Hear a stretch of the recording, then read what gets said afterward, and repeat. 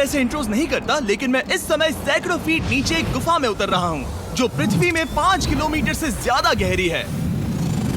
चाहे हमें ये पसंद हो या ना हो, जैसे ही मैं और मेरे दोस्त जमीन को छुएंगे, हम यहाँ फंसे रहेंगे अगले 7 दिनों तक। मैंने शायद कभी कुछ इतना खतरनाक नहीं किया होगा। सबसे पहली चीज, हमें वहाँ से दूर जाना होगा जहाँ से हम नीचे आए थे। क्यों? अगर तूफान आया तो ये जगह बाढ़ की चपेट में आ सकती है, समुद्र की तरह भर सकती है और हमें डुबो भी सकती है। इसीलिए हम बेस कैंप गुफा में आगे लगाने वाले हैं। ये काफी अजीब है। यहाँ की दुनिया तो अलग है दोस्त। इस गुफा की एंट्रेंस भले ही सुंदर है, लेकिन दिखावट पर नहीं जाना चाहिए। हम सब ये जानते नहीं थे, लेकिन अगले 7 दिन हमारी जिंदगी का सबसे मुश्किल समय होने वाला था। ये बहुत बुरा आइडिया था। ठीक है, कुछ घंटों में अंधेरा हो जाएगा और अगर हमारे पास कैंप नहीं होगा तो बहुत बड़ी प्रॉब्लम हो जाएगी। तुम्हें पता भी है कि तुम कहाँ जा रहे हो? हम कैंप के लिए फ्लैट जमीन ढूंढ रहे हैं। गुफा के अंदर आने पर हमें अचानक आने वाली बाढ़ से बचने के लिए ऊंचाई पर एक जगह मिली, जिसका मतलब है कि ये हमारे कैंप के लिए बिल्कुल परफेक्ट है।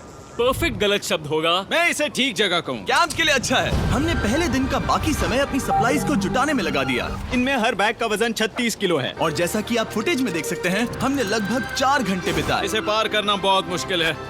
हम ये सब हमारे बेस कैंप तक ले जा रहे हैं। ठीक है, हमने यहाँ कुछ लाइटें जला रखी हैं। हमारे सप्लाईज फाइनली हमारे बेस कैंप तक आ गए। और अगर तुम कैमरा उधर घुमाओगे तो आपको दिखेगा वहाँ कितना अंधेरा है।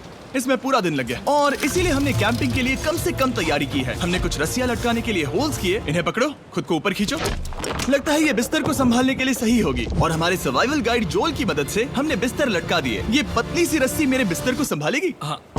रात का खाना खाया और जोरदार ठंड के लिए तैयार हो गए। सच कहूँ तो मैंने जितना सोचा था, ये बिस्तर उससे कहीं ज्यादा कंफर्टेबल है। Oh God, मेरा सर इतना बड़ा क्यों दिख रहा है? ये गुफा 2.5 किलोमीटर गहरी है और हम अभी इसके एंट्रेंस पर ही कैंपिंग कर रहे हैं। कल हमें काफी कुछ एक्सप्लोर करना है। तुम लोगों की नींद कैसी रही? बुरी तरह। मैं नहीं सोया। बहुत ही उलझन भरा माहौल है। गुफा के ऊपर से लगातार पानी टपक रहा है। हमने अपने ऊपर एक टार्प डाला, लेकिन फिर भी पानी हमारे बिस्तरों में आ रहा है। मैं एक आइडिया दूं? चलो अपने कैंप को और बेहतर बनाते हैं। हमें इन टार्प्स को जोड़ देना चाहिए ताकि यहाँ सोते वक्त हम सूखे रहें। बहुत अच्छा आइडिया है। मैं सिर्फ एक यूट्यूबर नहीं हूँ, ठीक है? मेरा बिस्तर यहाँ तक निकलता है।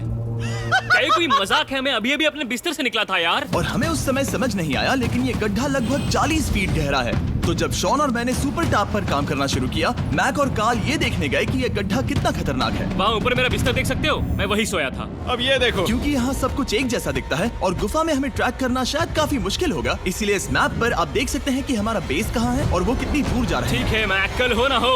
ओह, ये पागलपन है। जब तक बॉयज एक्सप्लोर कर रहे हैं, मुझे और शॉन को कैंप पर काम करना पड़ रहा है।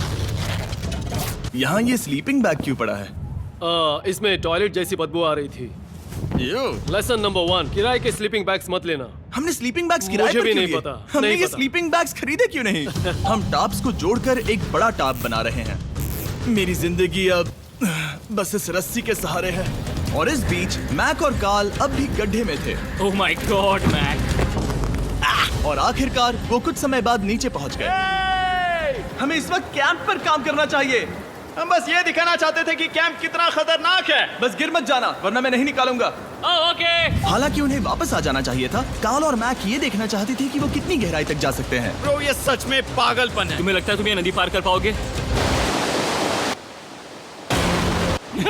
लेकिन इन दोनों को नहीं पता था कि ये नदी पूरे गुफा में फैली हुई है, जिसका मतलब है कि हमें इसमें कुछ समय बिताना पड़ेगा।